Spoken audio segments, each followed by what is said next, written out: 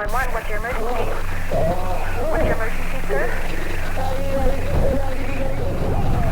I need you to calm down. I need you to calm down. When I think about the films that disturb me the most, the vast majority of them are already extremely popular within the horror world. Martyrs, a Serbian film, just about any new French extremity film. But there was one movie, a movie that stuck with me for years, a movie that I never see anybody ever talk about. I want to give you a little backstory about myself. After I graduated high school, my first job was at one of the last remaining video rental stores, and at that job, my manager at the time introduced me to the wide world of disturbing cinema. Whenever the two of us worked together, my manager and I would just spend the entire shift basically talking about the crazy, messed up films that I talk about now. Every week, we would get a new shipment of films coming in, and we would search through them to find the new, disturbing horror movies no one had ever heard of. And one day, I found one. A movie that I will never forget. I'm Nightmare Movies, and today I want to introduce you to Capture, Kill, Release. The film starts with a couple shopping around at a hardware store for weapons, ropes, and other tools you'd probably need to kill someone. We learn a lot about the relationship dynamic between our two leads during this scene as well. The girlfriend, Jennifer, is more of an extroverted, outgoing personality, and her boyfriend, Farhang, seems to be just along for the ride. A lot more introverted, a lot less spoken. He's less enthused and seemingly unable to set boundaries with Jennifer. She parades around the hardware store, joking about the crime they're about to commit. He tries to stop her. She doesn't listen. This is a good point to address the tone of this film. It's presented as more of a black comedy than a traditional horror film. At least, at first. You see, because the next scene is them literally discussing the most morally acceptable person to kill.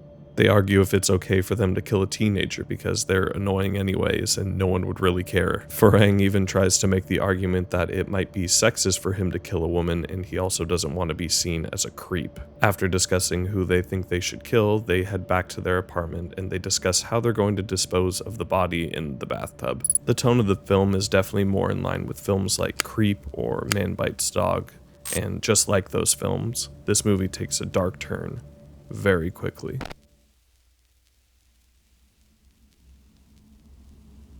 While Jennifer is interviewing a potential victim, a homeless man, she accidentally falls into another man passing by. This sets off a confrontation between the two, after which Jennifer follows the man home. She watches the man enter his home before turning around and going back to her own home. There, she discusses with Farhang about potentially this man being their victim. After this discussion, the two head to the basement to further discuss their murder plan. The two are lining their basement floor with some plastic, and Farhang pulls out some handcuffs that he had got at a sex shop. Everything up until this point feels very lighthearted or comedic in some sort of way. But then Jennifer does something that highlights the real dynamic of this situation. Jennifer handcuffs Farhang so tightly, in fact, that he addresses it. She puts him on the floor with the camera and tells him that he can't come upstairs until he gets out of those handcuffs. An uncomfortable scene, but also an enlightening one. Jennifer is the one running the show here. We fast forward a bit back to the doorstep of the man Jennifer ran into a few days ago. Farhang is noticeably less enthused about the situation. Jennifer orders Farhang to follow the man, and even though he refuses, we all know who's in charge here. The two follow the man to another house, the house of this man's mistress.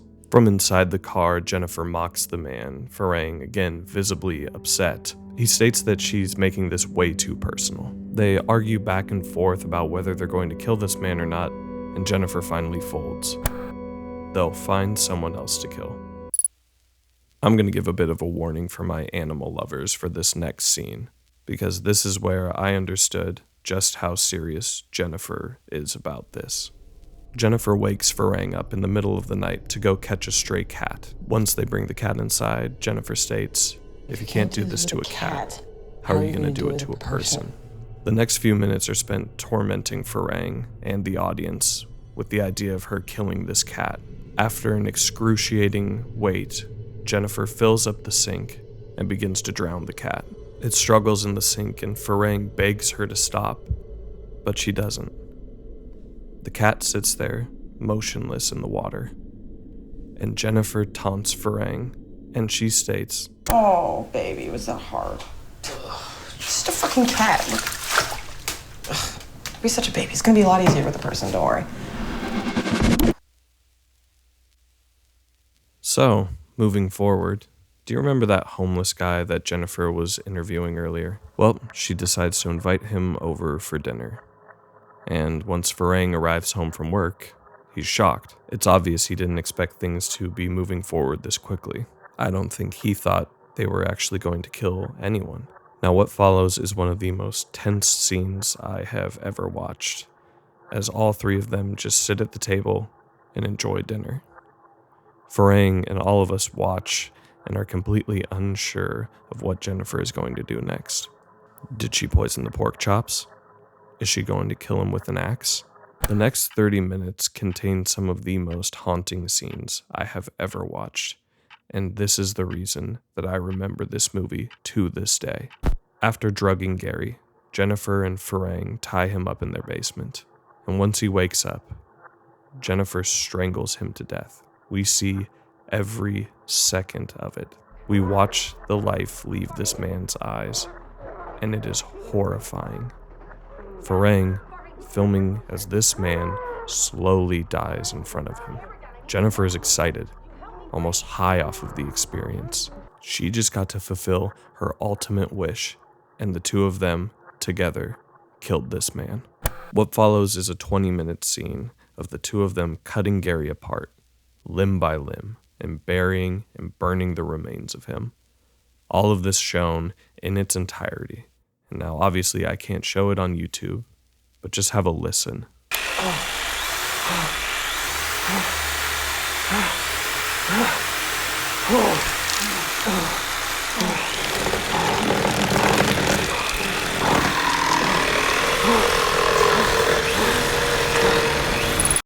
Now that's where you think it would end, right? Jennifer got what she wanted. But Jennifer doesn't just stop after one kill. She was never going to. Jennifer drives up to the house of the man's mistress, the man she promised she was going to kill earlier. She breaks in, kidnaps him and his mistress, and brings them back to her basement. She torments the couple, taunting them, and ultimately gives the husband the choice of either saving himself, but at the cost of his girlfriend being injected with cleaning fluid. A horrifying choice, but ultimately he lets her die. All of it is captured, unbroken, in all its horror. And just as she's about to take her turn on this man, Farang comes home. He makes his way down the stairs and catches Jennifer in the act. She tries to persuade Farang to help her kill him, but the more he refuses, the more panicked the situation becomes, until... No! Baby, give me the fucking... Give me the fucking gun! And that's it. That's capture, kill, release. A lot of people talk about their childhood trauma movies, and I know I wasn't a child when I saw this movie, but it's definitely a trauma movie. A haunting found footage film that I hope gets the attention that it honestly deserves. I hope you all enjoyed the video, and I hope to see you all real soon.